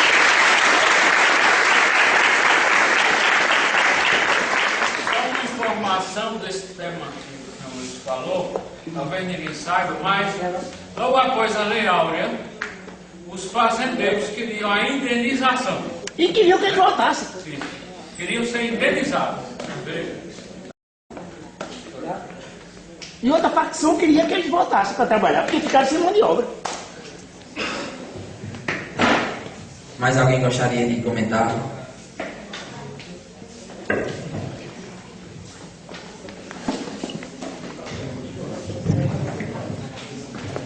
Boa noite a todos. Meu nome é Galdino, se conhece como Dedê. Sou vereador aqui do município. E referente aqui ao tema da Constituição de 88, é bom a gente dar os parabéns e salientar, porque depois da Constituição veio também o direito do município ter suas leis orgânicas. A lei orgânica do município, muito importante para gerenciar e ajudar a administração do município. Quem faz a lei orgânica? Os vereadores. Aqui, por exemplo, em Venturosa, nós estamos faz parte do tema aqui, que quem votou para fazer a Constituição foi os parlamentares. Por que votaram? Porque o Ulisses Guimarães, como presidente do Congresso, foi na direção da mesa, conduziu o trabalho e fez a realização da Constituição. Na nossa lei orgânica, que também é de 1990 e está caduca, com muitos problemas, e é muito importante para o município, e a população, principalmente os jovens, não tomando nem conhecimento, e eu hoje estou tendo conhecimento porque para exercer o cargo precisa ler e estar sempre se orientando e ver a necessidade das mudanças. Chegando lá com o primeiro mandato, já convoquei, eu pedi aos companheiros para que a gente sentasse na mesa para ver se atualizava a nossa lei orgânica como regimento interno que faz parte da vida do cotidiano da cidade. Para isso teríamos que ouvir a sociedade, contratar pessoas especialistas e estudiosos para que fizesse uma lei orgânica voltada para o bem do município e para o bem do povo. Isso, para acontecer, precisa que a mesa diretora da casa tenha interesse em fazer isso. Porque se o presidente da Câmara dos Vereadores não tiver interesse, não conduzir o trabalho, a reforma não sai. E só sairá uma reforma aonde a sociedade seja contemplada e o município, se não tiver uma injeção tipo uma ditadura que o executivo não venha atrapalhar os trabalhos para que o povo seja os verdadeiros beneficiários. Nossa lei orgânica, por exemplo, ela tanto é de 1990 e caducou, como ela tem vários e vários artigos que não tem nada a ver com Venturosa. Quer dizer, ela foi uma lei que chegou para conduzir, para ser um marco orientador, mas está totalmente defasada. Quem poderia renovar? Os vereadores, com auxílio de quem entende, ouvindo a população, para que a população viva melhor. Tem a Constituição e a lei orgânica são super importantes. E para que isso aconteça, para dar um exemplo, nós temos 11 vereadores na casa. Só se consegue a mudança lá ou renová-la com 8. Um não resolve, 2 não resolve, nem 7. Precisará 8 cidadãos, no mínimo, de boa vontade, ouvindo o povo que queira fazer o certo em votação, em 2 votações. Caso contrário, não sai nenhuma reforma, porque na democracia vale a maioria. Se a maioria não concordar, não sai nada. Então quem resolve é a maioria. Portanto, disseram aqui, é importante votar? É importante sim. A democracia é super importante. O povo não pode se decepcionar por ter votado em A ou B, tem que continuar mudando ou escolhendo. Não tem regime melhor do que a democracia. Estão acompanhando como está os seus representantes. Então essa parte é essencial. Depois do voto, acompanhe. Eu tenho dito lá ao nosso pessoal que estou pronto para fazer o que a lei permite e a mudança necessária, sem olhar para mim, nem para o governo, olhar para o povo, para a Venturosa. Meu muito obrigado e todos tenham um bom dia. Vereador Dedé, deixa eu fazer um adendo. É importantíssima a sua pretensão, porque vale ser explicado que lei orgânica é a Constituição do município, como nós temos a Constituição dos estados. Então, nós temos a Constituição Federal, temos no meio os Estados-membros com a Constituição, e o que o vereador Dedé está pretendendo é fazer uma Constituição municipal, que não é chamada de Constituição, mas vale como uma Constituição, que ela tem que ser obedecida, é chamada Lei Orgânica. É muito importante para o município. É o carro-chefe para se conduzir no município. Pois não. Muito boa essa discussão. Muito por isso. Mais alguém gostaria de comentar a Constituição?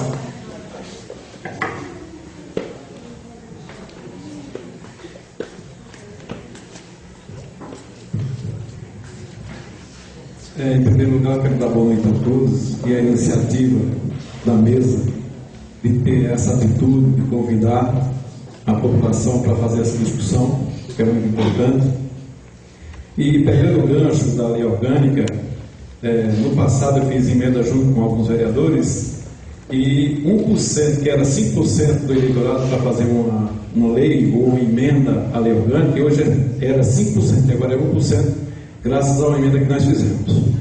Agora, com relação ao que foi discutido aqui, começando pela questão dos direitos trabalhistas, é muito relativo, depende muito. Eu conheço pessoas que têm que assinar um documento dizendo que recebe hora extra, que recebe estabilidade, quando na realidade não recebe. Aqui no município acontece isso com muitas pessoas, trabalham acima do horário de 8 horas até 12 e são prejudicadas. Quer dizer, ela está disfarçada ainda, a questão da ditadura aqui no Brasil. Está assim disfarçada a ditadura em vários sentidos, né? Quando você vai trabalhar, quando você tem mais dinheiro e você pode pagar bons advogados, que diz o seguinte: a lei tem, para esquecer de falar, ela tem as benesses da lei para os amigos e tem o rigor da lei para os inimigos, né? Então é muito relativo. Outra coisa, com relação aos processos, um processo pode levar até 20 anos para chegar ao seu fim. Se a pessoa não tem dinheiro para botar um advogado, se é pobre, então ela pode desistir no meio do caminho ou até morrer, né?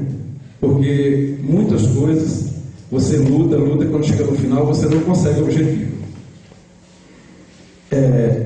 Eu tenho visto aí a questão da súmula vinculante, que era muito importante acontecer no nosso país e a gente lutar para isso.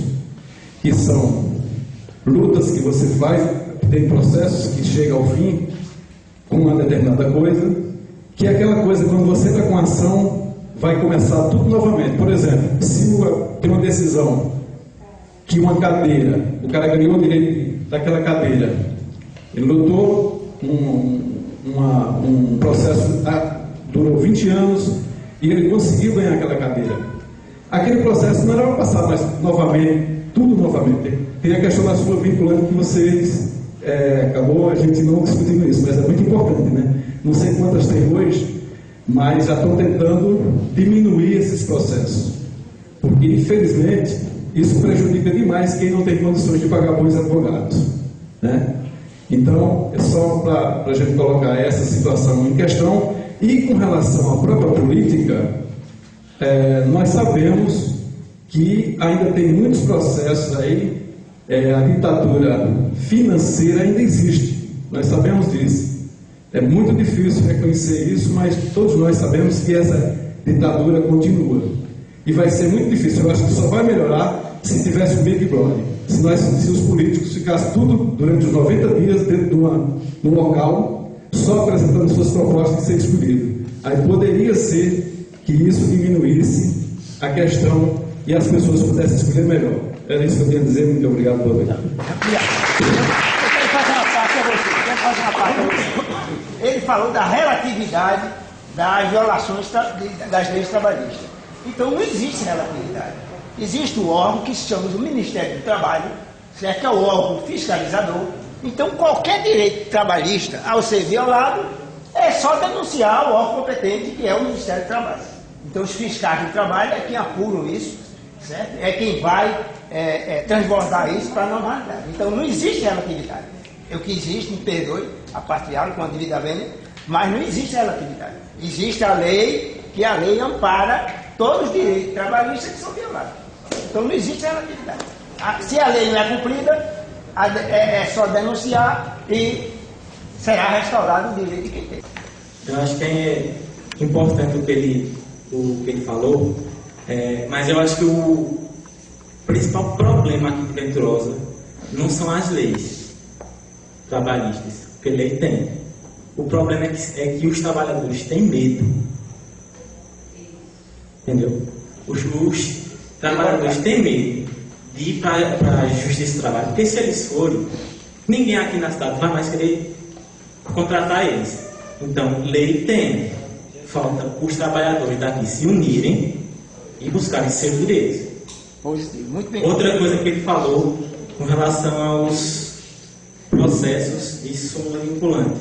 É importante dizer que os processos têm diferentes trâmites. Eles não são iguais. Por exemplo, um processo penal, ele tem um trâmite, que é regido pelo Código de Processo Penal. Uma ação civil é regida pelo Código de Processo Civil, e assim por diante. O que acontece é que tem processos que são mais complicados do que outros. Por exemplo, um processo de inventário em que se tem muitos bens e muitos herdeiros, naturalmente ele vai demorar muito mais do que um processo de divórcio. Então isso é natural, mas com certeza ocorre morosidade em alguns casos, porque em todo lugar do Brasil, infelizmente, tem a laranja boa e tem a laranja podre. Entendeu? Então, em todo canto vai ter gente que faz o seu trabalho correto e vai ter gente que não. Vai ter gente que vai. E, inclusive, advogados que atrasam processos, impetrando uma série de coisas que não tem nada a ver, só para travar o processo, para o processo não terminar. Aí no final se coloca a culpa todinha na justiça, porque a justiça, o processo demorou não sei quanto tempo. Sim, demorou não sei quanto tempo, mas vamos ver como foi o processo, vamos ver os atos que foram praticados, né? Vamos ver a atuação do advogado, do Ministério Público, do juiz. Então, só para fechar, leis no Brasil tem, falta o povo. É culpa do povo e do Estado. Culpa do Estado, porque não cumpre, nem tem capacidade de cumprir o que nelas está, e culpa do povo, porque não vai atrás dos seus direitos. Então, quem não conhece o seu direito, também não pode cobrar. Porque se o seu direito está ali, você busca saber qual é ele. Porque você só pode cobrar uma coisa fundamentada. Se você não sabe qual é, aí fica difícil.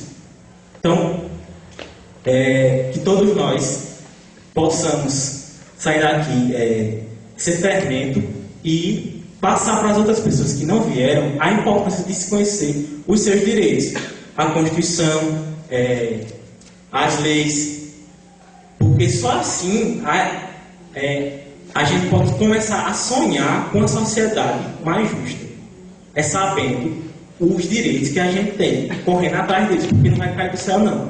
Eles estão lá em Brasília, eles não vão dizer, olha, fulano, você tem direito a isso. De jeito nenhum. É muito conveniente para eles ficarem fingindo que são parlamentares sérios, e nós aqui fingindo que está tudo bem. Eu faria uma parte. Mas com relação a convite, eu queria saber essa dúvida, como é que... Era justamente isso que eu ia falar. Ele expôs certo, mas súmula vinculante significa outra coisa. Olha, com relação à súmula vinculante, isso é com relação aos tribunais. Cada tribunal tem as suas súmulas vinculantes. As súmulas que os tribunais emitem para que os juízes, em determinados casos, uma orientação para que os juízes, em determinadas matérias, entendam aquele caso daquela maneira. Em caso semelhante. Mas isso é dos tribunais. São em casos semelhantes. Em caso semelhante, ele aplica. Eu queria fazer só uma colocação aqui da gente. Né? Foi feita uma pesquisa recentemente e disse que o brasileiro não confia nas instituições. A maioria de nós não confiamos na polícia, não confiamos no sistema judiciário e não confiamos nos políticos. A grande maioria. Então eu acho que a gente tem que se perguntar por que isso está acontecendo. Porque quem escolhe o político sou eu. Ele reflete a minha escolha. Né? Então, se a gente está chegando a um ponto que a gente não confia mais em nada, é bom a gente começar a avaliar a nossa própria conduta. Porque ela é refletida lá em cima. E eu queria muito trazer essa discussão para o pessoal, porque é muito fácil chegar e dizer assim, o político é ladrão. É muito fácil. Eu não vejo que eu fui na fila de um banco. É muito fácil eu dizer que fulano é desonesto. Eu não vejo que eu diga ao meu amigo, tem um jeitinho para mim um café na frente. Né? Eu cobro do que o político não faz, eu faço a minha parte. Então, está na hora da gente começar a deixar de esperar que outro faça alguma coisa e que a gente faça. Nós também falamos muito assim da igualdade. Nós vivemos uma igualdade falsa. Porque a igualdade é quando duas pessoas têm a condição igual, semelhante. Tá certo? Aí eu vou dizer que a criança negra tem a mesma condição de da branca. Eu vou dizer que o cara que estudou a vida toda no colégio cardeal, quando ele vai prestar vestibular, ele vai prestar igual. Não vai. Não é que o professor seja ruim. Não é que falta estrutura. Sônia está aqui, eu sei a luta dela na educação. Não é Deus, ela desde só dela quando dava aula, sempre deu o melhor dela. E agora coordena os trabalhos, eu sei que ela faz o melhor dela. Mas tem toda uma realidade por trás, tem uma realidade familiar, tem uma realidade econômica, tem uma realidade cultural.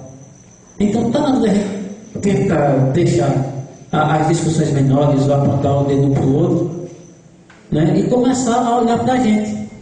Se a gente luta por essa igualdade, se a gente respeita essa igualdade, e onde tem pensamento divergente, a gente também sabe reconhecer que o pensamento do outro é tão importante quanto o nosso.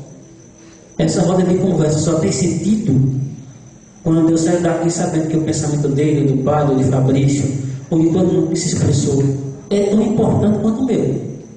E quando eles discordam de mim, eles não estão me colocando para baixo, ao contrário. Eles estão me dando a chance de reavaliar o que eu penso e sair com uma nova opinião. Então, para mim, essa mesa redonda foi muito válida, essa roda de conversa. Agradeço muito ao Padre, agradeço a cada um de vocês, mas eu quero deixar essa mensagem: não procure que outra pessoa venha resolver o seu problema. Se organize, chame outras pessoas que têm o mesmo problema que você e juntos busquem uma solução. É assim que se faz, de outro jeito não funciona. Para concluir, eu coloco duas coisas, né? A nossa democracia é muito jovem, então nós estamos começando. A gente coloca essas coisas. Hoje, esse momento aqui é uma forma de querer contribuir, porque a gente não pode querer exigir que a gente já tem atitudes em um histórico que a gente já apresentou de tanta defasagem. É aos poucos. E isso só vai acontecer com a educação. Educação de qualidade, onde, quando eu falo de educação, eu não trato somente de escola. Eu digo igrejas, famílias, a sociedade em geral, discutir essas coisas, porque se eu, para mim aqui, em muitos pontos, para mim foi aula, porque eu aprendi um bocado de coisa, né? Vocês falaram. Então, isso faz parte da educação, é um processo. Então a gente não pode querer que o povo tome determinadas atitudes que ele não foi educado para isso. Não tem conhecimento. Né? Depois de um país com uma carga que a gente viu aqui de senhorio muito forte, de ditaduras, de coronelismo, o povo ainda não se libertou, ainda não sabe nem lidar com a sua liberdade. Então isso é aos poucos, com a educação, com consciência, com as leis sendo aplicadas, né? A gente não, eu fico olhando, por exemplo, só abrindo o espaço aqui, vamos concluir agora, mas para dizer assim, por exemplo, como é difícil numa cidade pequena, nós vamos comentar isso, mas deixa esse exemplo, um tribunal de júri. É difícil, porque você vai ser jurado, a gente sabe, aparece um outro, olha, você senta com um exemplo disso. Então, quer dizer, é difícil para a gente querer atitudes, coisas do povo. Então, é com o tempo, com as leis sendo aplicadas, então temos que ter paciência, né? Paciência histórica, que não é passividade, é paciência de dizer, aqui poderia ter muito mais gente discutindo, mas só estamos nós, está ótimo. Nós que estivemos aqui, sabe, com consciência, já ajuda um outro, que aí a gente vai caminhando, né? Então, acho que agradeço a cada um que participou, e sempre a gente está fazendo isso, vários temas, de vez em quando nós estamos retornando para tratar de modos diferentes. Hoje é assim, depois tem outros modos e outros temas. Então, só antes da fé, depois que terminarmos, nós vamos rezar uma oração do Pai Nosso, atendendo ao pedido muito oportuno dos nossos irmãos, né, que estão sofrendo na sua liberdade. Bom, a gente agradece a presença de todos e a gente está aberto a sugestões de temas e de como pode melhorar a nossa roda de conversa para o bem nosso. A gente agradece a participação do Fabrício, que teve que ir embora, e Renato também, e a participação do professor Emerson Pesqueira, participar da nossa roda de conversa, e ao Padre Pablo. A roda de conversa vai estar no YouTube, quem quiser rever e também passar para alguém que não pôde comparecer, quiser ter acesso à roda de conversa, vai estar no YouTube. Obrigado. Então,